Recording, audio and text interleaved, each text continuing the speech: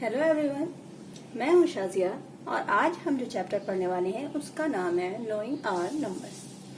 अब सबसे पहले चीज एक एग्जाम्पल लेते हैं, जैसे कि मान लीजिए किसी बैंक में चोरी हो गई।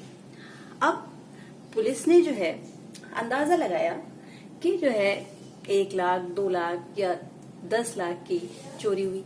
अब जैसे मैंने कहा एक अंदाजा कहा, तो अंदाजा मतलब इंग्लिश में हम उसको कहेंगे एस्टिमेट या एस्टिमेशन।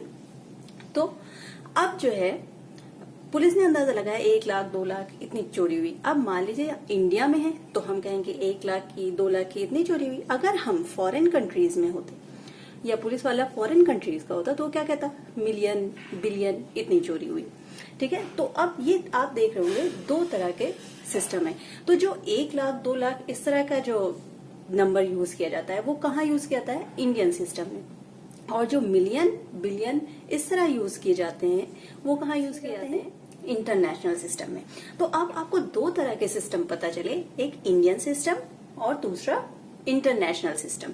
अब इंडियन सिस्टम क्या होता है, सबसे पहले हम इंडियन सिस्टम देखते हैं। इंडियन सिस्टम में क्या होता है, जैसे हम लोग पढ़ते हैं 1, 1000, lakhs, करोड़, इस तरह के नंबर्स पढ़ते हैं। तो ये जो है वो क्या कहलाते हैं, पीरियड्स कहलाते हैं। यानी कि ये सब क्या है, एक फैमिली में। अब यहाँ पर देखिए क्या लिखा हुआ है, 1, 10, 100, 1000, 10,000, लाख, 10 लाख, करोड़ है 10 करोड़। अब एक चीज आप इसमें देख रहे हैं कि 1, 10 और 100 ये किस फैमिली में है, वंस फैमिली में है। फिर है 1000 एंड 10,000 ये किस फैमिली में है, थाउजेंड्स फैमिली में है। फिर है लैख एंड 10 लाख ये किस फैमिली में है, लाख की फैमिली में है। और ये करोड़ एंड 10 करोड़ ये किस फैमिली में है, करोड़ फैमिली। मतलब एक फैमिली के जो मेंबर हैं वो एक साथ रहते हैं। बात समझ रहे ना, जो जिस फैमिली का है वो उसी फैमिली में जो है रहेगा और कहीं किसी दूसरे की फैमिली में नहीं घुसेगा। ठीक है, अब मान लीजिए हमको कुछ नंबर्स दिए गए हैं, जैसे ये आपको नंबर्स दिया गया है। अब हमको इसको कंबाइन करके पढ़ना है। तो सबसे पहली चीज क्या है, हमने कहा कि जो जिस फैमिली का है उसी फैमिली के साथ रहेगा। और इसमें हम एक चीज और क्या यूज करेंगे, कॉमा का यूज करेंगे। तो सबसे पहले देखिए 1, 10 एंड 100 ये तीनों एक फैमिली में है, वंस की फैमिली में। तो हमको उसके बाद हम क्या कर देंगे, कॉमा लगा देंगे। यहाँ पर जैसे हमने कॉमा लगा दिया। फिर देखिए 1000 की फैमिली में सिर्फ 2 मेंबर है, 1000 एंड 10,000, यानी कि इसके 2 नंबर्स के बाद हम कॉमा लगाएंगे। फिर उसी तरह लाख एंड 10 लाख की फैमिली, लैक्स की फैमिली में कितने मेंबर है, इसमें भी 2 मेंबर्स हैं, तो हम 2 मेंबर्स के बाद कॉमा लगाएंगे। ठीक है, उसके बाद देखिए करोड़ एंड 10 करोड़। अगर यहाँ पर 10 करोड़ के प्लेस पर भी कुछ होता तो फिर हम 2 गिनती के बाद कॉमा लगाते, लेकिन यहाँ पर 10 करोड़ के प्लेस पे कुछ नहीं है तो हम इसको जो है अकेला इसको ऐसे ही रहने देंगे, इसको हम छोड़ देंगे। अगर इसके आगे भी नंबर्स होते तो हम फिर 2-2 नंबर्स के बाद कॉमा लगाते। अब हम इसको कंबाइन करके पढ़ेंगे कैसे, जैसे करोड़ ये कितना है, करोड़, ये करोड़ के नीचे है। अब मान लीजिए यहाँ पर कुछ अगर मान होता 3 मान लीजिए होता तो ये 1 करोड़ होता, ये 10 करोड़ होता। ऐसे ही तो होता है, जैसे जब 2 नंबर लिखे होते हैं 1, 10, इसको हम 10 पढ़ते हैं, 1 एंड 10। उसी तरह अगर मान लीजिए यहाँ कोई नंबर होता तो वो 10 करोड़ होता। तो लेकिन यहाँ पर अभी फिलहाल कोई नंबर नहीं है, फिलहाल कोई नंबर नहीं है, तो हम इसको क्या पढ़ेंगे, 2 करोड़। ठीक है, तो यहाँ पर हमारा क्या हो जाएगा, 2 करोड़।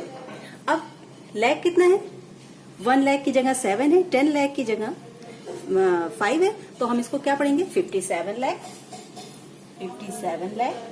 और 1000 एंड 10,000 के प्लेस पे क्या है, 5 एंड 3, यानी कि 35,000 एंड 236। अब कॉमा लगाना मैंने बताया है कि पहला जो है वो यानी 1, 10, 100 वंस फैमिली में, तो इनके बाद कॉमा लगेगा। उसके बाद सारी फैमिली में 2-2 मेंबर्स हैं तो 2-2 नंबर्स के बाद कॉमा लगेगा। ठीक है, तो ये हमारा हो गया कौन सा सिस्टम, इंडियन सिस्टम। अब हमारा जो दूसरा आता है वो कौन सा सिस्टम है, इंटरनेशनल सिस्टम। इसमें जैसे इंडियन सिस्टम में क्या होता था कि पहले तो हमारा 3 नंबर्स के बाद कॉमा लगता था, उसके बाद 2 नंबर्स के बाद कॉमा लगता था। जो हमारा इंटरनेशनल सिस्टम है उसमें सारे नंबर्स में 3 नंबर्स के बाद कॉमा लगेगा। अब जो दूसरा सिस्टम है वो है हमारा इंटरनेशनल सिस्टम।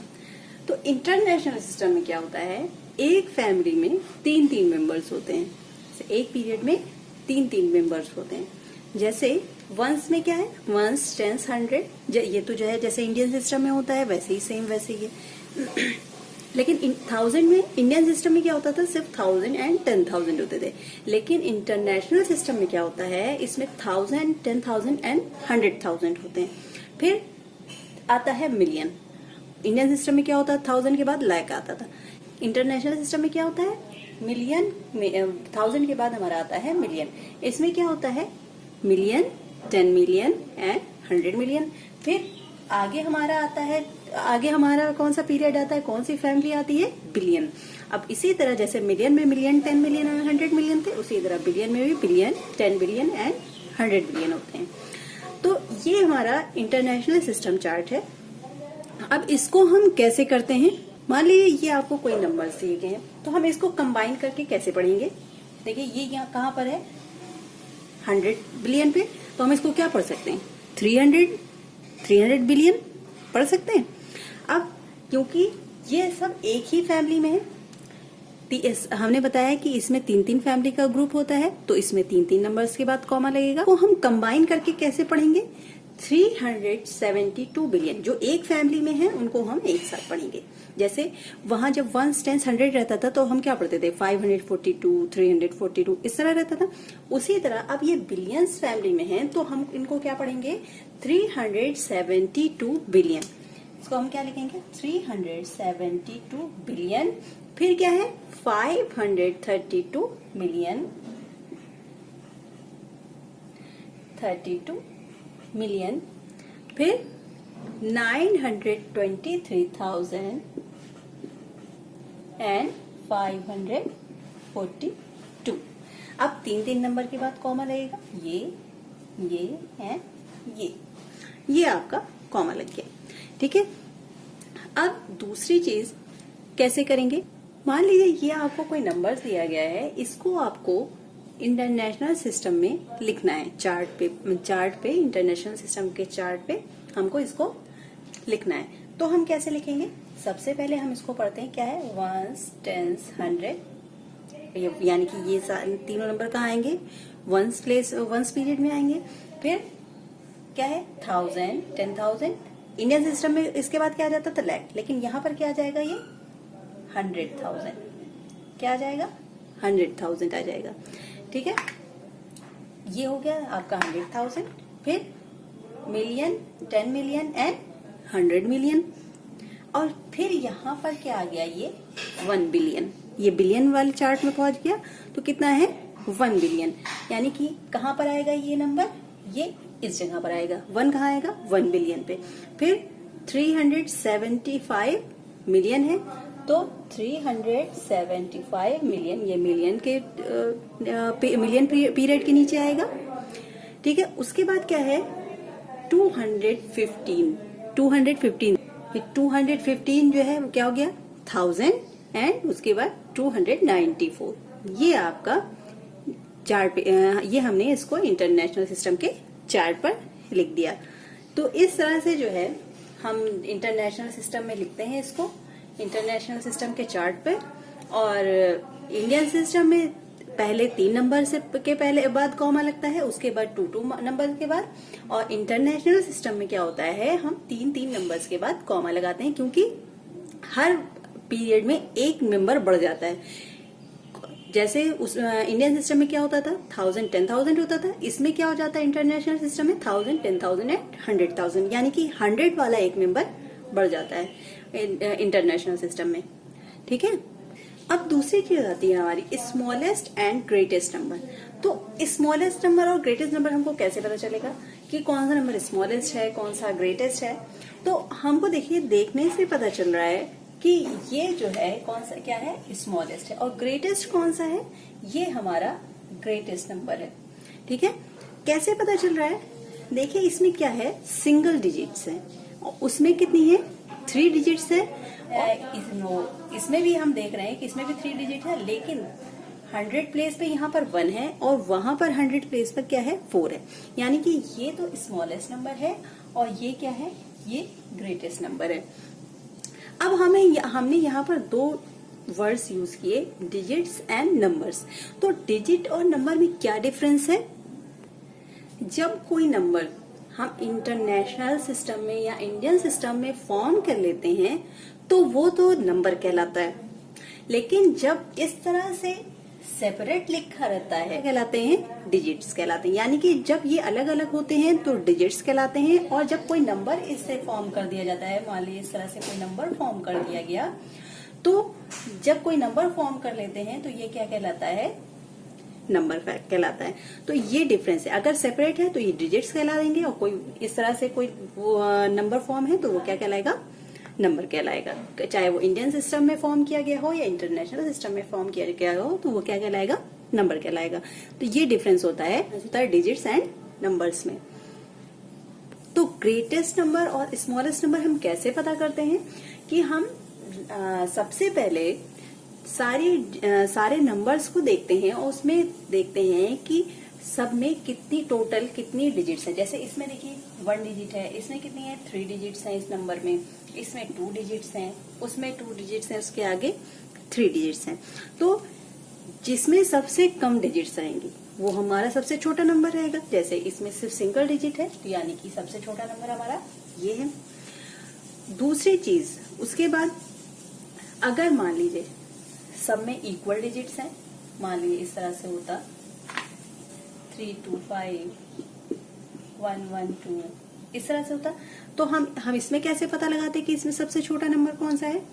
तो सबसे पहले तो हम डिजिट्स चेक करते, तीनों में सेम डिजिट्स है, तो अब डिजिट्स से तो कुछ होने वाला नहीं है। तो अब दूसरी चीज हम क्या देखेंगे कि हम लास्ट वाला प्लेस देखेंगे कि उसमें सबसे बड़ा नंबर कौन सा है। जिस नंबर में जो है लास्ट वाला नंबर सबसे बड़ा होगा वही सबसे बड़ा नंबर होगा, और जिसमें सबसे छोटा होगा वो सबसे छोटा नंबर होगा। अब इसमें आप देखिए, इसमें 1 है 100 प्लेस पे, इसमें 1 है, इसमें 3 है, इसमें 1 है। तो ये सबसे बड़ा नंबर कौन सा है? इसमें जो है 100 प्लेस पे 3 है, यानी कि ये नंबर आपका सबसे बड़ा है। लेकिन अब थोड़ा कंफ्यूजन होगा, इसमें भी 1 है एंड इसमें भी 1 है, तो कैसे पता लगाएं कि जो है इन दोनों में कौन सा बड़ा नंबर है? तो अब हम फर्स्ट वाले डिजिट छोड़ के हम सेकंड डिजिट पे पहुंचते हैं, सेकंड प्लेस पे पहुंचते हैं। सेकंड प्लेस पे चेक करते हैं कि दोनों में से किस में बड़ा नंबर है। सेकंड प्लेस पे जब हम पहुंचे तो देखा कि इसमें ये छोटा है और ये बड़ा, ये 1 है, ये 2, यानी कि 2 जाहिर सी बात है बड़ा है। तो दूसरा इसके बाद कौन सा नंबर है, 1 2 5, एंड फिर सबसे छोटा कौन सा नंबर है, 1 1 2। अब मान लीजिए दूसरा नंबर भी इक्वल होता है या जो है, तो हम तीसरे नंबर को चेक करते हैं। इसी तरह हम चेक करते हैं कौन सा नंबर छोटा है और कौन सा बड़ा है। अब हम आते हैं अपने नेक्स्ट टॉपिक पे। अब हम देखते हैं कि जैसे हमको कुछ डिजिट्स दी गई हैं, अब इन डिजिट्स को लेकर हमको इन डिजिट से सबसे बड़ा नंबर बनाना है कि ग्रेटेस्ट नंबर बनाना है और स्मॉलेस्ट नंबर बनाना है और सबसे छोटा नंबर बनाना है। तो हम कैसे बनाएंगे? जब हमको स्मॉलेस्ट नंबर बनाना होगा तो हम क्या करेंगे,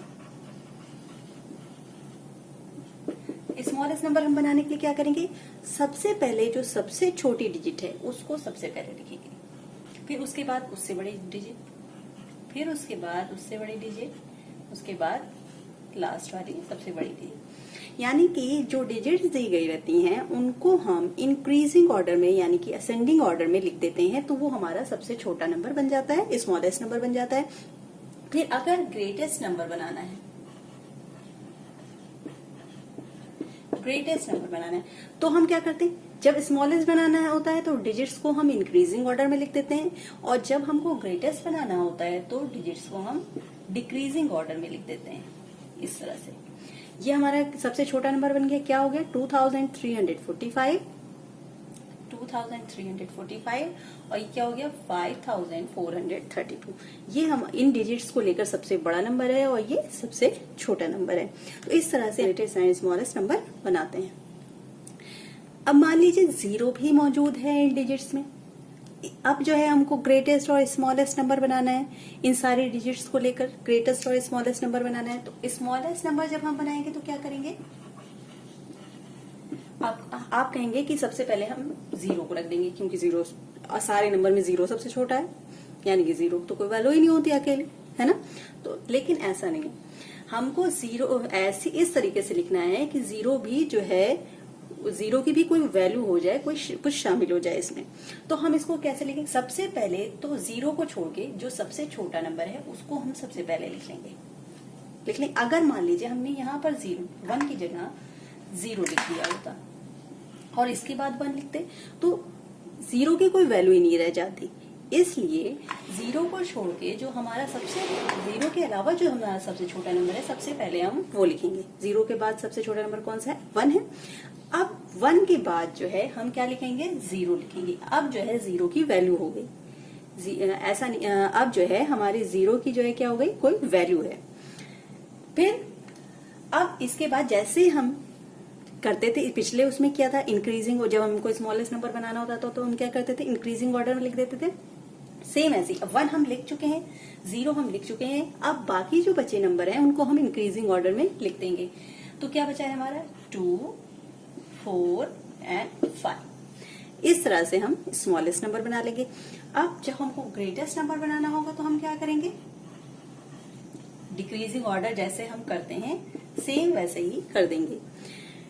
सबसे बड़ा नंबर 5 है तो 5 सबसे पहले लिख लेंगे, उससे छोटा क्या है 4, फिर हमारा क्या है 2, फिर क्या है 1 एंड लास्ट में क्या 0। अब 0 हमारा सबसे लास्ट में है तो 0 की वैल्यू है। अगर हम 0 यहाँ से हटा के यहाँ लिख देंगे तो 0 की कोई वैल्यू नहीं। लेफ्ट साइड में अगर किसी नंबर के लिखा है और उसके पहले कोई नंबर नहीं है तो 0 की कोई वैल्यू नहीं। इसलिए हम 0 को कभी भी इस तरह से पहले नहीं लिखते। तो ग्रेटेस्ट नंबर में हम जो है कैसे लिखेंगे, डिक्रीजिंग ऑर्डर में। पूरा प्रोसेस वही पिछला वाला रहेगा, 5, 4, 2, 1 एंड 0। ये हमारा क्या बन गया, ग्रेटेस्ट नंबर बन गया। अच्छा, जो हमने चार्ट पढ़ा था इसमें कुछ चीजें मैंने छोड़ दी थी, तो उसको भी देख लीजिए। ये जो आपकी फैमिली होती है ये क्या कहलाती है, ये पीरियड कहलाती है। और ये जो आपका फैमिली के जो मेंबर्स होते हैं वो क्या कहलाते हैं, प्लेस कहलाते हैं। अब इसमें 2 चीजें होती हैं, एक प्लेस वैल्यू होती है और एक फेस वैल्यू होती है। जैसे इस तरह से कोई नंबर लिखा है, मान लीजिए कोई नंबर लिखा है, तो अब इसमें कहा जाए कि 4 की प्लेस वैल्यू क्या है, तो 4 की प्लेस वैल्यू क्या हो जाएगी, यानी कि जिस नंबर पे रहेगा, जिस प्लेस पे रहेगा, ये प्लेस है ना, तो ये सारे जो है क्या है, ये प्लेस है। तो 4 जो है वो जिस प्लेस पे होगा वही उसकी प्लेस वैल्यू। जैसे 4 किस प्लेस पे है, 10,000 के प्लेस पे है, तो 4 की प्लेस वैल्यू क्या है, 4 को हम 10,000 से मल्टीप्लाई कर देंगे, यानी कि 4 को जब हम 10,000 से मल्टीप्लाई करेंगे, ये 10,000 हो गया, 4 को हम 10,000 से मल्टीप्लाई करेंगे क्या हो जाएगा, 40,000। तो 4 की प्लेस वैल्यू क्या हो गई, 40,000। 4 की प्लेस वैल्यू। 3 की पूछी जाती तो 3 जो है वो 1000 प्लेस पे है, तो 3 उसकी प्लेस वैल्यू क्या हो जाती, 3000। यानी कि उस नंबर के बाद जितने डिजिट्स बचे हैं, जितने नंबर बचे हुए हैं, उतने 0 हम लगा देते हैं। जैसे 5 की पूछी जाती, 5 के बाद 2 नंबर बचे हैं, 2 डिजिट्स बचे हैं, तो 5 के आगे हम उतने 0 लगा देते हैं, यानी 500 उसकी प्लेस वैल्यू है। 7 के आगे जो है एक नंबर बचा है, तो 7 की प्लेस वैल्यू क्या हो जाती, 70, यानी 10th प्लेस पे 7 की प्लेस वैल्यू क्या हो जाती, 70। तो ये इसकी प्लेस वैल्यू होती है।